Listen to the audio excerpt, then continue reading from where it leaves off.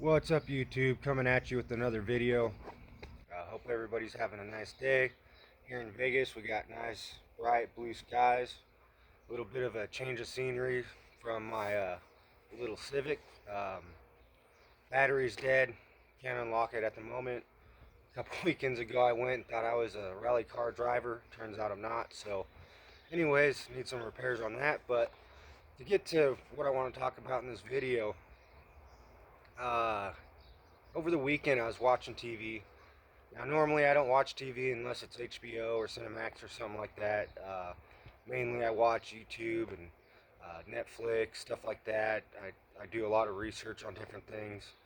But I was watching a couple movies on regular channels, and I swear it's every time commercials came on, there was at least two or three uh, segments where the CV virus thing was being pushed, and the stay at home and all that, which, it is what it is. But what really got me is there was one that had the cast of that, Jersey Shore, the Jersey Shore folk from, telling people to stay home, be safe.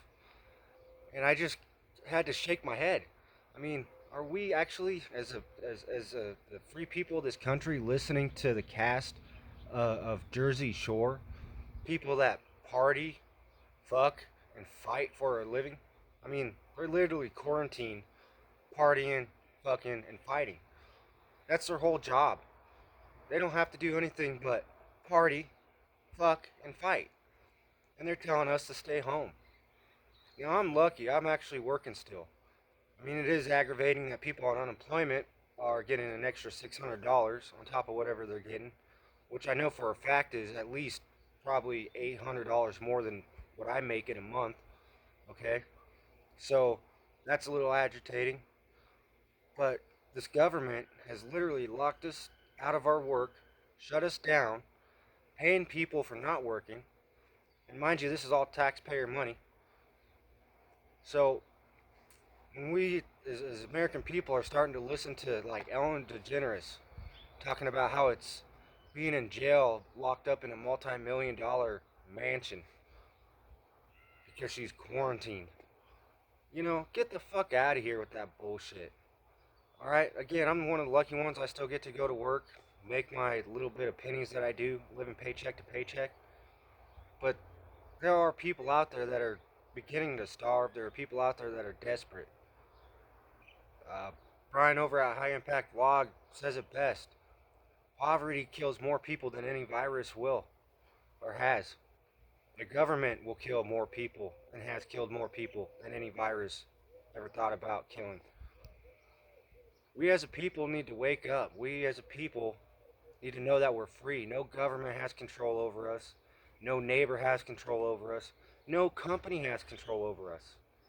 When you go to work under a agreed contract to make an X amount of dollar for X amount of work. Like for the job I have, I signed up for a 5 o'clock in the morning to 1:30 in the afternoon job. Two 10-minute breaks and a half-hour lunch. If I go outside of that, they can fire me. If I want to take an hour lunch every day without permission, they can fire me for that. And that's fine because I signed up for a contract. If they want to force me to work overtime when I don't want to work overtime, they don't have the right to do that.